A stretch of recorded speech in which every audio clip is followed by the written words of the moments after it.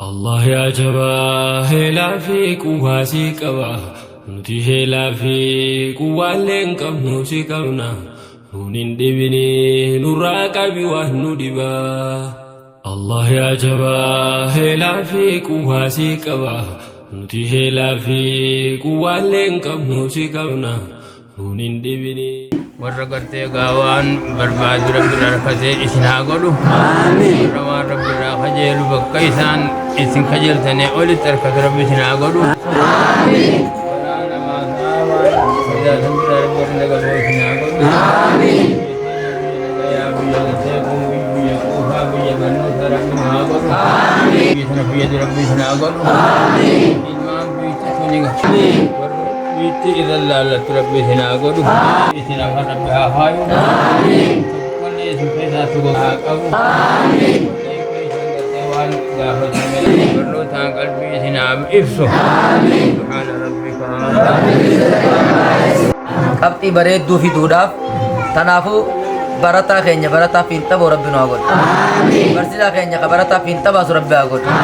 Mana barumsaa kana ka fiinxaboo rabbi nu haa godhu. Haadhaa fi abbaallee warra ilmaanirraa gammadu rabbi haa godhu. Barsiisaa as keessatti hurkee dayifee ijoollee barsiise kana hurkaa isaa tan lafan buune rabbi haa godhu.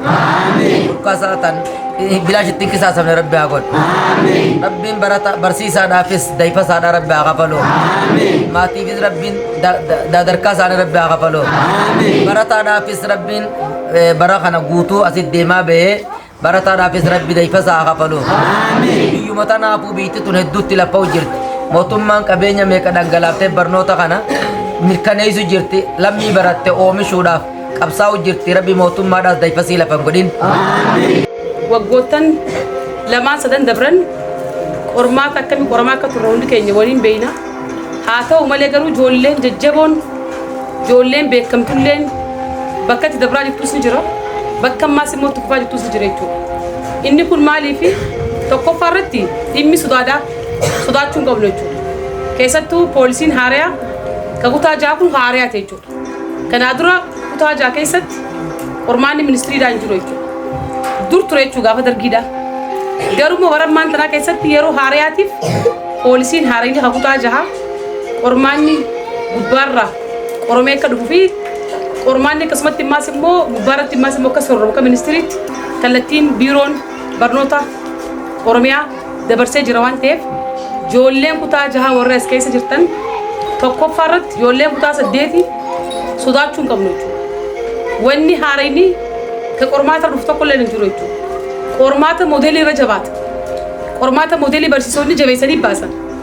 Maaliif akka qopheessaniif gaafa qormaanni moodeelii gaafa jabaatu qormaata kaaniif ammaas immoo dubbisa garaagaraa dubbistanii itti qophootanii dhuftan waan ta'eef isa kanaaf moodeelii gatta hamalee moodeelii waliin ta'u jechuudha.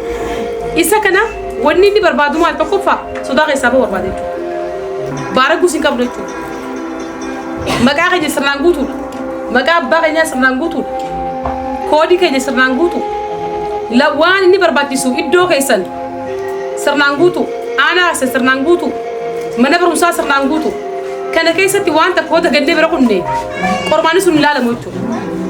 Aanaa kasa yoo dagattan mana barumsaa kasa yoo dagattan qormaanni sun ilaalamu jechuudha. Kanaaf tooftaa ittiin dura irratti wanni sirreeffachuu qabdan maali? Dhimma seenaa manni barumsaa sun gaafatu qormaanni sun gaafatu takka takkaan guutuu keessan irratti deebitanii ilaaltanii ammaas immoo eegasii booda gaba qormaataa deemtan waan ta'eef tokkoon keenyaa kun sodaa keessaa bahuu danda'u qabna jechuudha. Waan akka sodaatinaa jechuudha. Baay'ee salphaadha baay'ee salphaa. Bara kana keessattuu barsoonni keessan haala gaariidhaan qophii cimaa taasisanii jiran jechuudha. Barattoota kutaa 6, barattoota kutaa 8, barattoota kutaa 12 mana barumsaa keessatti galchaniiti piraaktis garaagaraa tiitoraalee garaagaraa itti kennaati qorsiin ilaalaa jiran waan ta'eef waa takka illee abdii guddaa isinirraa qabda jechuudha. Barsoonni keessan baay'ee isinii laffee jira. Duraboonni keessan baay'ee isinii laffee jira. Isinis immoo akka isaan hin qaaneessine akka rabbi isin gargaarullee sheekootiin ulamaawonni keenya akka ana keenyaatti kan qabnu hin hafne jechuudha. Sheekootiin biitii qabdu aanaan qabu godinni qabu isaan kana alatti hin hafne jechuudha. Du'aayin tana biraa isin kuttu jechuudha. Kanaaf tokkoon keenyaa kun jabaachuu qabna kan duusan kaasumaa fi sodaa malee qormaata gubbaa uniformii keenya uffannee waan barbaachisu abishin kaartii keenya qabannee wanta keenya istiraas keenya qabannee saadaan asitti argamu qabna kan doosan dhaamsarii sirriitti qabattan gaariidha. Bara kana nama lubbuun biraa deebi'ee jiraate qofa malee namni foormii guutuu tokko illee jechuudha ergaa dabarsa tokko abuusi qabu jechuudha. Biitii kan jijjiiramtuu barnootaan jechuudha. Namni barnoota hin qabne fuulduraaf waa takka illee daggaanes ta'uu hin danda'u qonnaan bulaas ta'uu hin danda'u kar tokko illee deemuu hin danda'u biitii teekinooloojii wajjin deemaa jirti jechuudha. Teekinooloojiin dorgomaa jirti jechuudha.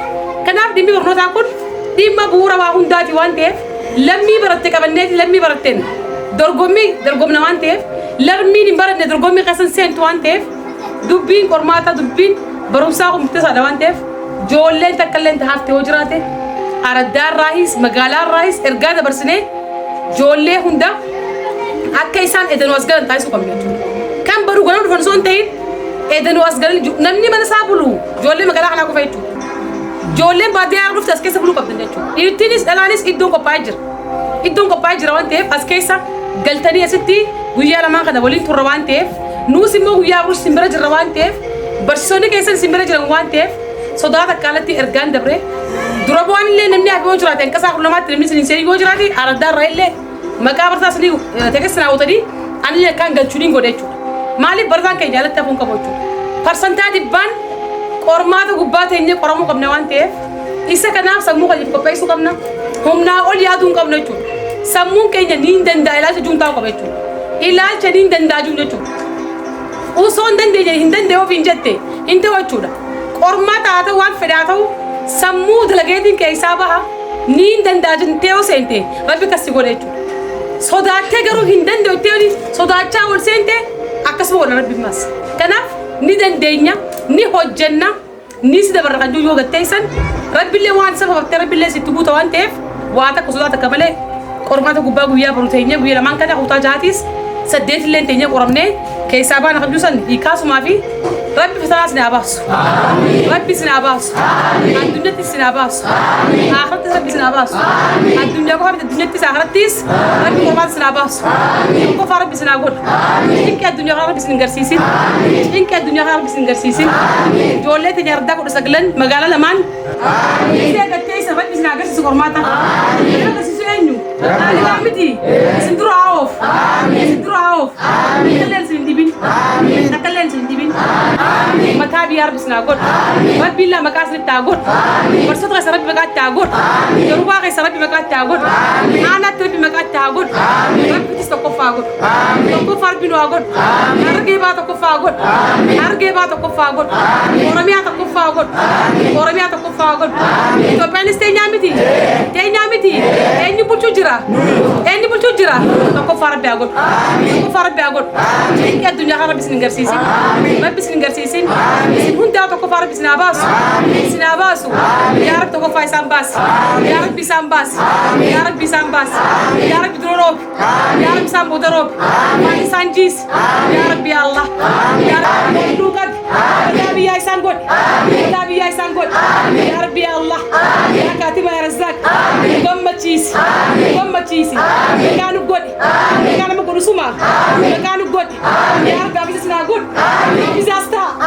Abisa lachuu qabadda. Iniinis. Iyaanis. Sinaa qabu.